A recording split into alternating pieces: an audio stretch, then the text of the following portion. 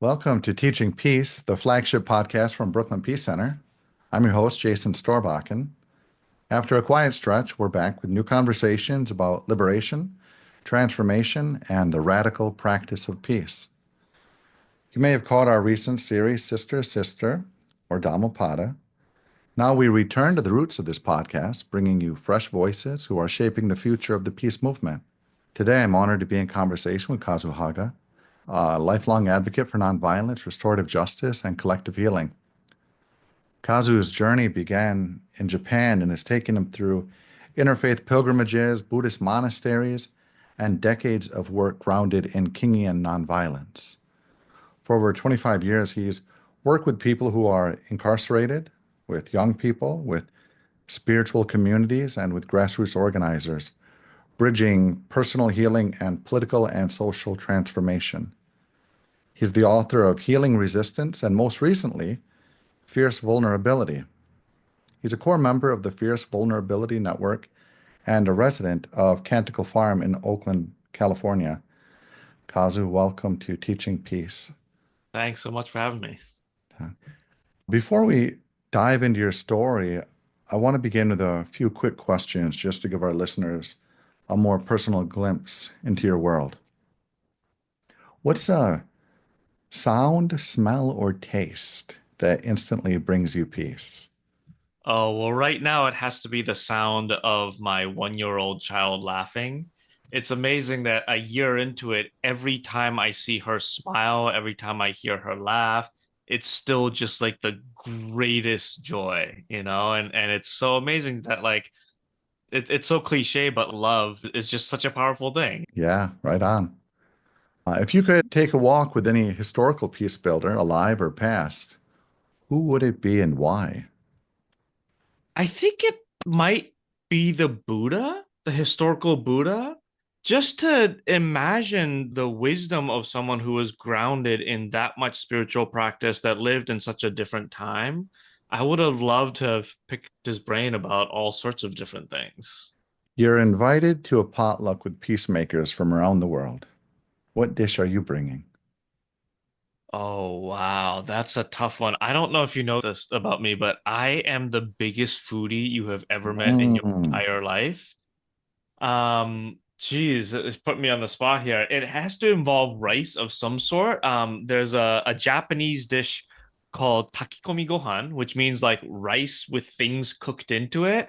And specifically, there's a matsutake gohan, which is made out of matsutake mushrooms, which is a very seasonal thing that's very difficult to get, very expensive. And rice made out of that mushroom is amazing and is one of those home cooked dishes that you can't really find at restaurants. So that wouldn't be a bad one. It sounds like it'd be nourishing and comforting. Yeah. Last kind of quick fire question. If your life had a theme song in this season, what would it be?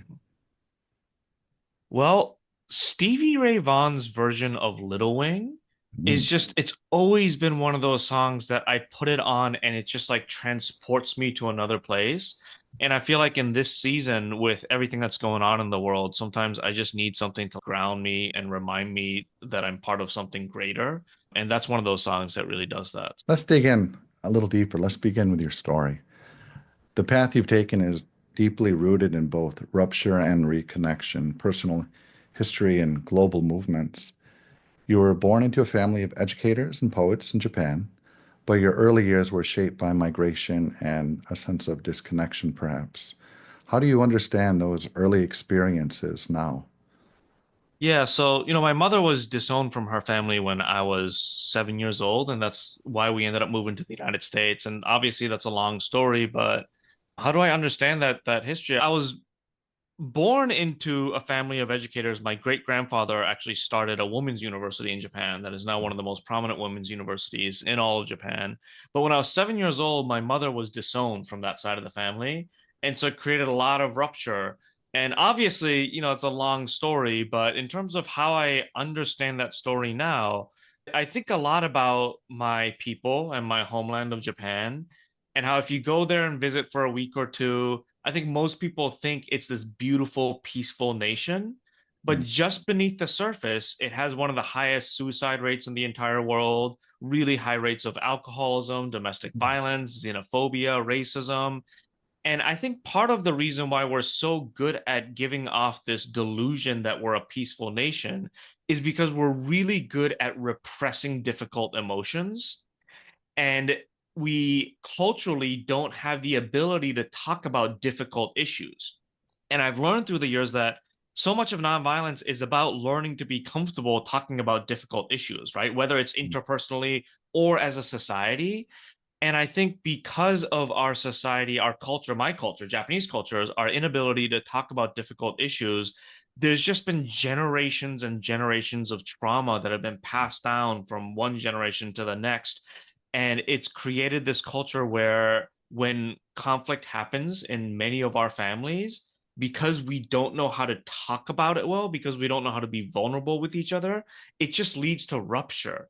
And so I think that was one of my earliest experiences of a conflict being handled in a way that led to rupture, which in some ways sowed the seeds for my path in nonviolence, right? But I think all that generational trauma really impacted my early years. It's a lot. We hold our ancestors in our bodies. It's very true. It's very real. Absolutely. Um, and we are ancestors. You have a little baby here now, and we join those Exactly. ranks in time as new generations come forward. When you were 17, you joined the interfaith pilgrimage of the Middle Passage. It's a bold step for someone so young. What led you to say yes, and how did that experience shape your sense of calling or vocation? Yeah, the pilgrimage was a project initiated by a Japanese Buddhist order, and they were walking from Massachusetts to New Orleans and then eventually down the coast of Africa to retrace the Middle Passage to begin the journey of healing from it. And yeah, like you said, I was 17 years old. I dropped out of high school when I was 15, and I was just doing nothing productive with my life. And I heard about this walk and I was like, oh, that sounds interesting. It'll be good for me to get away for a little while. So I told my mom I would check it out for a week and ended up leaving home for a year and a half. And it sounds cliche to say, but it really feels like it chose me. Like I remember on the third day of the journey, the monastics that initiated that walk, they drum and chant as they walk, and so I was drumming and chanting, and I remember the exact moment that I knew that this is where I needed to be, and I made up that decision right then and there that I was just going to continue to go on this journey. But I think it's also important for me to name, and I wrote in my first book, Healing Resistance, that when I was on that journey, like if I had met military recruiters before I met these monks, I would have just as easily Uh, gone off to war. If I met gang leaders, I would have joined a gang. I think any community that reached their hand out and gave me a sense of community and a sense of purpose, I would have gravitated towards, which I think speaks a lot about the importance of us reaching out to young people, right? And offering them real Absolutely. alternatives because there's so many young people who are lost and will just say yes to the first group that reaches out to them. That story reminds me of Antonio Machado's poem, We Make the Path by Walking, Mhm. like literally and figuratively, like by accepting that invitation and walking on that path. You created a whole path for your life. Yeah. You said your real education happened outside the classroom, in monasteries, on pilgrimages, and circle spaces. What did that kind of formation teach you that maybe formal education couldn't? Yeah, I mean, again, just full transparency, my formal education stopped at age 15. I never went to college, so I don't have a lot of that experience. But I forgot who it was that once taught me, don't let school get in the way of your education. Mhm. And obviously, I'm not anti-school. I think, obviously schools offer amazing resources. And for me, my journey through education was that it actually stunted my desire to learn. And I realized the moment I dropped out of school that I had a desire to learn all of these different things by being in the practice, right? By being active in social movements, by going on these pilgrimages. And I think that kind of learning by doing is such an embodied way of learning. Like the interfaith pilgrimage of the Middle Passage, it was not like learning intellectually about the legacy of slavery through reading a textbook, right? It was about moving our bodies into sites of old slave auction sites and plantations and doing ritual and ceremony, and in this embodied way understanding the pain and the trauma of that experience. And so it's not just about like knowing all of this knowledge in my brain, but reorienting my very DNA. It's not just about what I know, but about reshaping how I view the world, right? And so I think these kinds of embodied experiences have just deeper way of teaching and learning. I feel like there are alternative models of education, of leadership development, of training, and we see it in some of the greatest teachers. Earlier mentioned Buddha and Jesus as well. These were student movements. They were both making disciples and saying, replicate this goodness, this peace, this liberation into the world. Receive these teachings and take them forth. And this education system now, we see the problems in how debt has gotten related to it, and capitalism is just has a stranglehold upon it. And the dominant culture has shaped how we value education. You have to have this traditional form, but I think people are starting to wake up and see all of these alternative models of sharing and resourcing each other. You've woven together a lot of different threads from your experience to spirituality, strategic aspects, and you've trained in Kingian nonviolence, as well as internal family systems and other methodologies. How do you bring these approaches together in your work with others in group? Yeah, I'm a bit of a training junkie. I love going to different trainings and learning different modalities. And I think at the heart of all of it, to me, Kingian nonviolence, internal value systems, all of these things is ultimately about healing. It's about learning different ways that we heal wounds, whether it's at the personal level, like tools like internal family systems is used mostly at the personal and interpersonal levels, whereas Kingian nonviolence has been used to heal more social wounds. But I think it's ultimately about healing. And if we can center and remind ourselves that all of this work is about healing the fractures that we have between communities as a species, between our species and the earth, and healing all of these divides, I think it becomes really easy to see how all of these different tools, different modalities can support that. And because the ways that we have been harmed are so different, because our cultures, our different ways of being in the world are so different, because the ways we relate to each other are so different, we need all of these different modalities, right, to address different wounds, different Yeah. communities, different scales of wounding. But it's ultimately all about healing for me. How would you define harm? One of the things I've been thinking about is when we experience something that makes us feel like we don't belong to each other in some way, right? That the person that harmed me is somehow outside of the bounds of interdependence and beloved community, and they are them over there, and we are us over here, or I am me and you are you. I think that delusion of individualism, that delusion of separation, is at the root of so much harm in our society. And I think it's, that harm of like, oh, maybe I don't belong, maybe I'm not part of this community or beloved community or whatever it is such a almost universal experience. I think we all experience that harm of feeling like we don't belong. And yet it's one of the biggest illusions, right? Like I have come to believe that we live in an interdependent universe. And if the universe is interdependent, then there's nothing outside of belonging. There's nothing outside of interdependence. And yet all of us share this experience of being harmed in a way that makes us feel like we don't belong. And I think healing that wound is central in our collective healing. I really appreciate that definition, looking at harm as illusion, having to kind of remove that veil to recognize our interconnectedness. I've been meditating on these words as well for a while, and uh, like the word violence, I've been exploring that and just my imagination in a sense. And it's similar to how you're describing harm. And I've just been looking at violence more as like, in a sense, essentially a violation of dignity. It can be emotional, physical, Yeah. spiritual, it can be all of it. But there's that boundary that's been crossed. Um, When I was doing my research with University of Hawaii Press and Buddhist Christian Studies for the Dhammapada, I had just read your book, Healing Resistance. So I quote you in the commentary, and you make a reference, something to the impact of hurting people. What, how's it go? Hurting people, yeah, Hurt hurt people, people, hurt hurt people. people. But then you take it to the next level Yeah. and say that hurting people hurts. And I just love that you kind of took it back into the court of the person who is causing harm as well, to recognize that they're also wounded and feeling harm and transferring that harm energy and that violence. All of this work intersects so much with like religion and spirituality, especially when you get to the roots or the radical teachings, meaning just the real teachings or the oldest, most sacred teachings. And your life draws from both Buddhist and Christian spiritual traditions.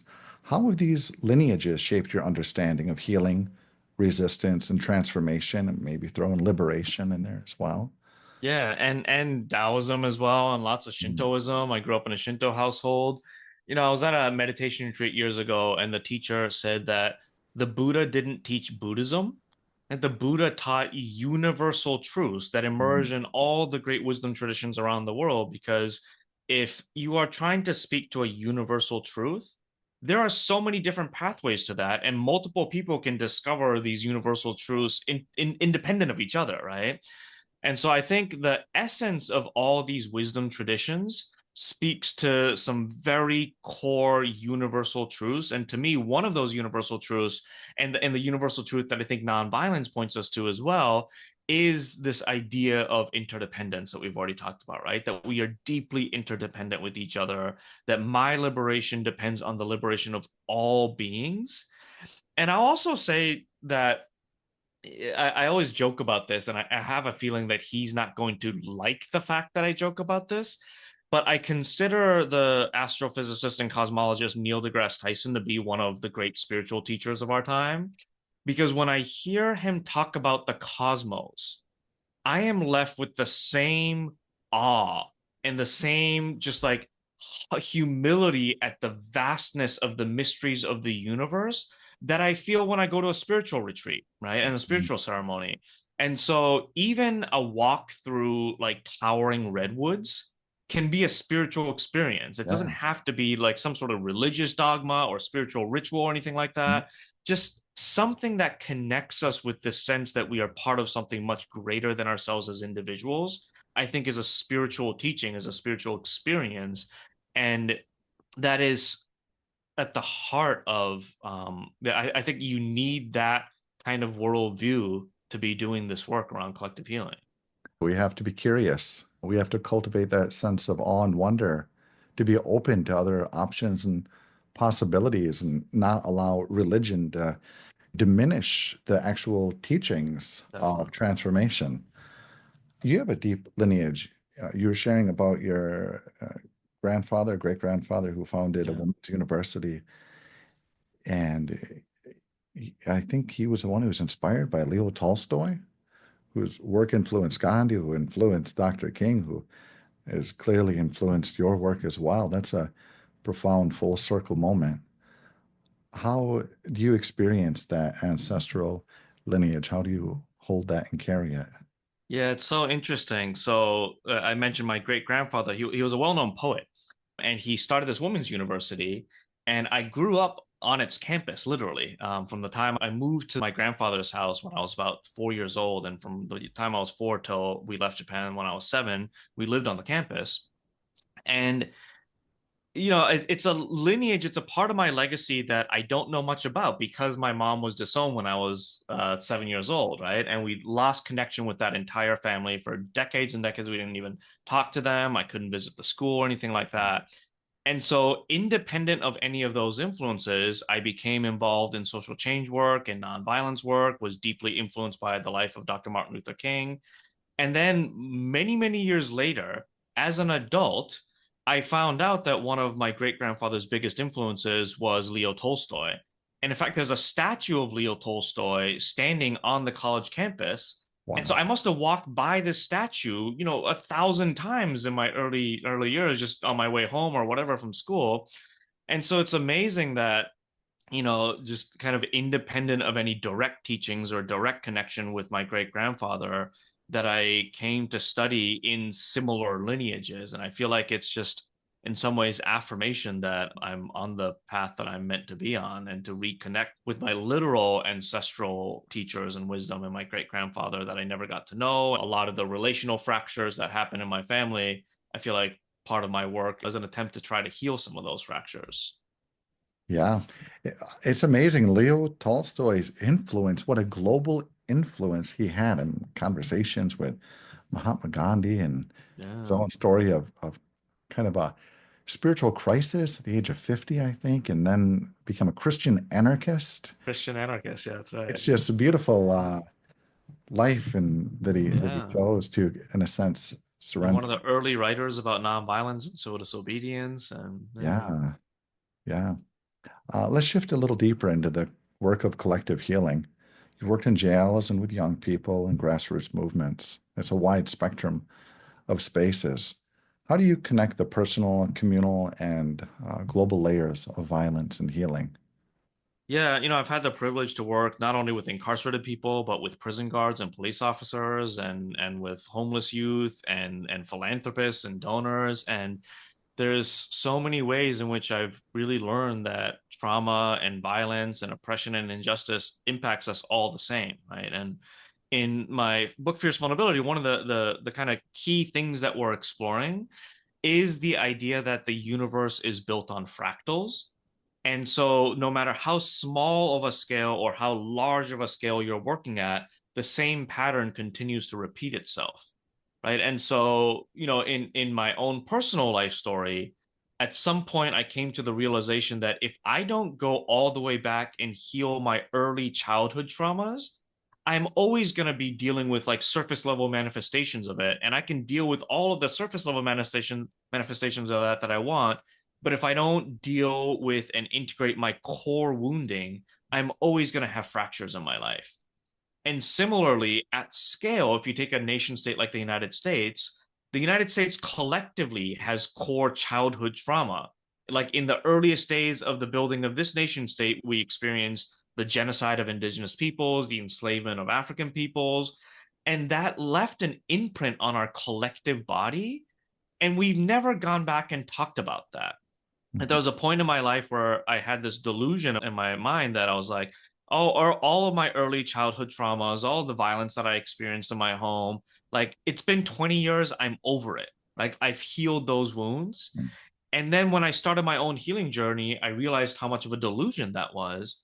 And similarly, at scale, the United States has a tendency to say, oh, slavery was abolished hundreds of years ago. We're over it. Post racial America, racism isn't a thing anymore. And that's not how healing works. And so I Mhm. think the personal, communal, global, social dimensions of violence, it impacts all the different bodies, all at all the different scales in the same way. And so a lot of the work of fierce vulnerability is about like there's a lot of science and a lot of modalities that have been developed to help us heal personal traumas. And how can we take the lessons from that work and extrapolate it to scale and apply it to healing social wounds as well? Yeah, I'm right with you. I feel like we can apply a lot of these things at the intrapersonal, interpersonal, communal, global scale as well. Father Richard Rohr from the Center for Action Yeah, and Contemplation uses language like if we're not transforming harm or conflict, then we're transferring it. transmuting. Yeah, that's right. About 5 years ago, my wife Annette and I, we founded the Brooklyn Peace Center. We hadn't yet heard of the Oakland Peace Center. Then we started saying, oh, there are these peace centers out in the world. And uh, we took the approach that we have this beautiful building built as a synagogue in 1891 called Beth Shalom, House of Peace. They sold it to Mennonites around 1960, historic Peace Church. And then in 2020, my wife and I were invited in to steward a new vision of the space. And while we do some restorative justice work with partners, like Restorative Justice Initiative and others, and we are definitely anti-war. We partner with Brooklyn for Peace that does more of the anti-war work.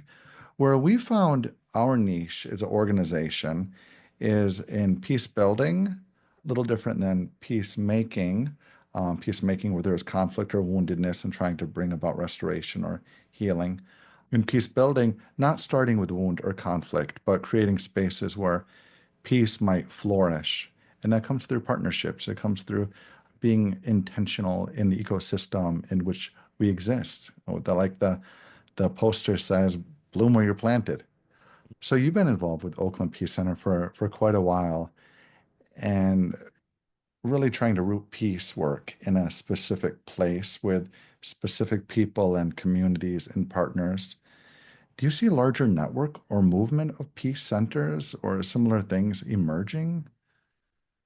Yeah, I think it's one of the things that's giving me a lot of hope about the world today. If you look at social media or mainstream media, I think you just hear stories of collapse and systems that are in decay and things like that.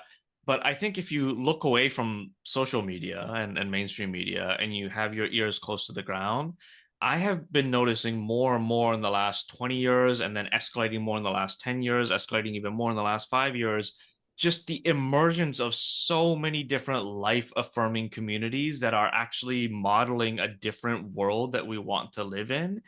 And I live in one of them. I live in a community called Canticle Farms, which is a community of about 40 people that is diverse across every metric you can possibly imagine, trying to figure out how to do nonviolence and restorative justice and community building together. I was just over in upstate New York visiting Soulfire Farm, which is this Yeah, they do amazing amazing land-based work. project. The emergence of all these mutual aid networks and communities really coming together to say these systems that are in a state of collapse have never really served us, have certainly never served life. And we don't need the state's permission to start building community, right? And start doing our own things and start planting our own gardens and start taking care of our own people. And so I think we're seeing more and more of these small land-based, locally rooted projects all over the world, all over the country.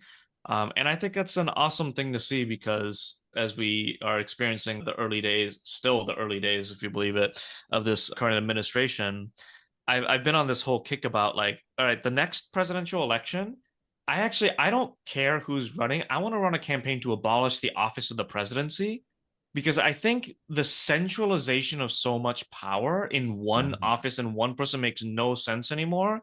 And the ways that we are seeing so many small communities emerge throughout the country, throughout the world in this decentralized way that is giving power to so many different individuals and communities and village type structures, I think is really inspiring. Yeah, absolutely. I'm hopeful that there is a grassroots movement that is budding and happening just to provide counter narratives, these beautiful little intentional communities that keep popping up, that people want to No. come together and share resources and share life. It's a beautiful thing to witness. Continuing talking about the collective work, you said that sometimes movements have a shut it down spirit, but the shutting things down isn't always what the world needs. What does it mean to resist without reproducing trauma? Yeah, so one of the other kind of theories that I've been playing around with is the idea that injustice is not a political issue, that injustice is actually a manifestation of our collective trauma. And if we can view injustice as a manifestation of collective trauma, then we know from trauma work at the personal level and at the interpersonal level is that if someone is having a traumatic response, you can't go to that person and shut them down and point our fingers and say, you are wrong. You need to stop acting that way. Stop. Right. Right, just on the one-to-one level, you can't be like, you need to sit down and be quiet. Exactly. And it might that might be effective in like temporarily stopping the person from doing whatever they're doing, but if your goal is healing, Right. then that's never going to work. And because of the law of fractals, I believe that that same thing applies at larger and larger scales. And if we view injustice as a manifestation of collective trauma, then we can see that you can't shut down injustice any more than you can shut down trauma, right? What you Hmm. need to do with trauma is actually to open things up Yeah. and acknowledging that the levels of violence that we are witnessing today requires an escalated response. It may require nonviolent direct action, public witness, civil disobedience, things like that. But how can we do that in a way where we might be using our bodies to shut down a highway or shut down a manufacturing plant or whatever it might be, but to do it in a way that we acknowledge that we're actually here to open things up? And what would that look like is one of the central experiments in fierce vulnerability. Instead of like dropping bombs, build hospitals or help with infrastructure and build relationship and show Yeah, kindness and compassion on a personal level to the global level. that's right. Can direct action be more than disruption? Can it also be a form of collective healing? And what does that look like? Yeah, my partner Lee Tsen, during a fierce vulnerability workshop years ago said that direct action oftentimes makes the sound of a bullhorn. And like in a lot of direct actions, we actually do use bullhorns, Mhm. right? And she said, instead, can direct action make the sound of a bell? Right? Like when you're living in a lot of monasteries have these big bells that they ring periodically throughout the day, every hour or so. And every time the bell rings, it's an invitation just to pause, to take a breath, and to see what's present, what's alive for you in that exact moment. And it's an introspective thing, right? It makes people go inward and say, hey, what's alive for me in this moment? And so in the fierce vulnerability work, we've been experimenting with like, can we use direct actions not to shut people down? Because like so often you see a protest and it's like, oh, I've seen that protest 100 times. I have no interest. I have no curiosity in what they're doing. I'm just trying to go about my day.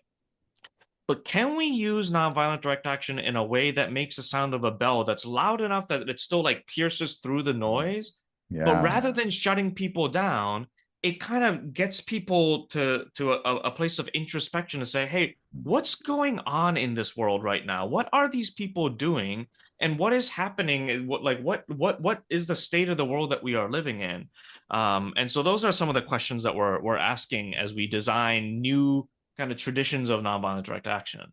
I love that vibrational level, that resonance, that kind of, in a sense, creating harmony and inviting people into that harmonious state. Yeah. And Um, we've experimented with like taking grief rituals to public spaces, and we've been kind of playing around with this fantasy direct action someday of shutting down a major downtown intersection, or maybe even a highway, whatever it is. But instead of just shutting that intersection down and chanting and yelling, shutting that intersection down and inviting spiritual leaders and artists to hold a public grief ritual right in the middle of that intersection, and then inviting therapists and healers and restorative justice facilitators to be there on site to pull bystanders into that process and ask them what they're witnessing and what they're going through and what's coming up for them as they witness this grief ritual. Because I think one of the main things that is hurting our society right now is our inability to grieve. Like there's so much violence and destruction that is happening on our planet right now, and we don't grieve it. And I think that unprocessed, unwitnessed grief really continues this process of just like shutting us down in a way that we can't have skillful responses to what is actually in front of our eyes. And so, instead of using nonviolent direct action just to demand a new piece of legislation, can we use nonviolent direct action as an invitation for people to grieve or to feel a certain emotion? yeah, and I think that gets us more in touch with our authentic experience as well. Because a disruption, like where you're shutting it down and you're angry, they've talked a lot about how anger is a secondary emotion. So underneath it is that sadness and that grief. And when you get into your authentic self, you can more authentically connect with others as well. So I feel like that's just taking it to that next organic level where it needs to go.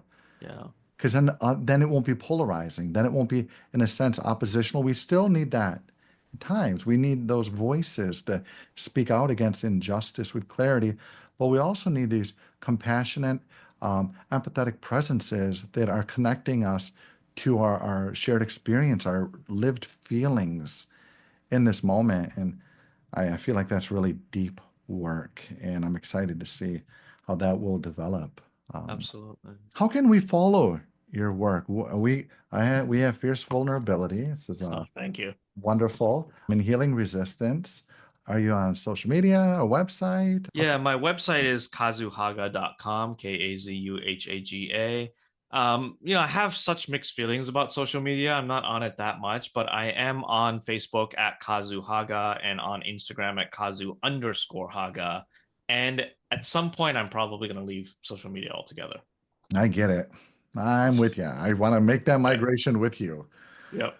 As we come to a close, I want to bring us back to the personal because so much of peace building depends on inner grounding. What is grounding you these days? What does your own healing practice look like right now?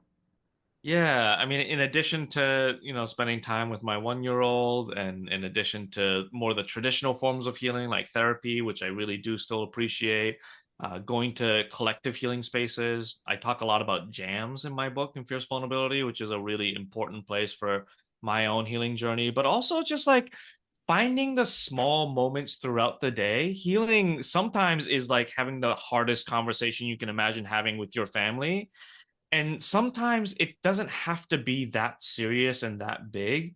My partner and I, so in the community that I live in at Canticle Farms, there's a restorative justice room, and it's a room that's dedicated just for restorative conflict engagement. You're only allowed to use it if you're actually trying to restore in conflict through with somebody.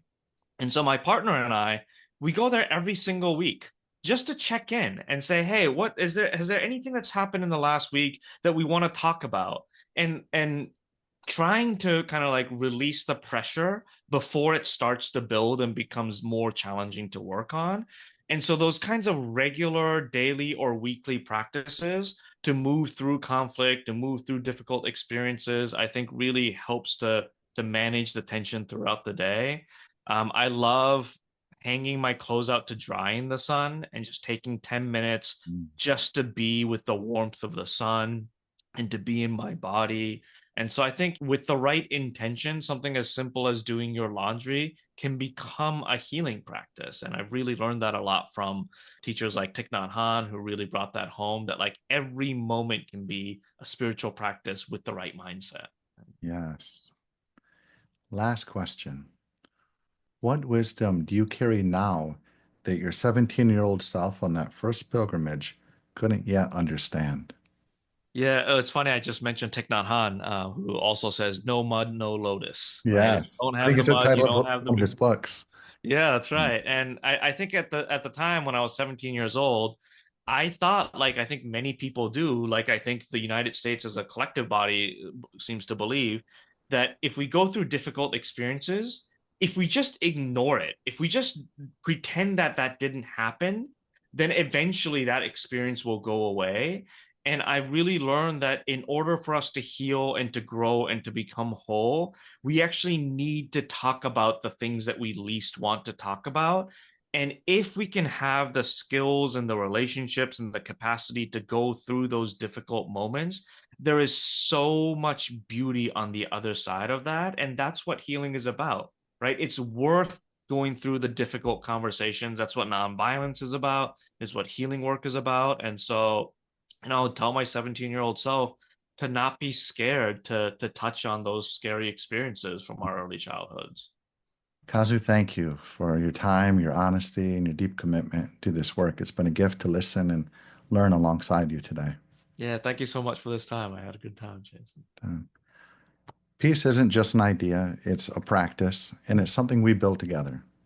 Thanks for tuning in to Teaching Peace. If this episode moved you, take a moment to reflect, share it with someone you care about, and leave us a review. Your support helps us grow this community of peace builders. Until next time, keep listening, keep learning, and keep building peace.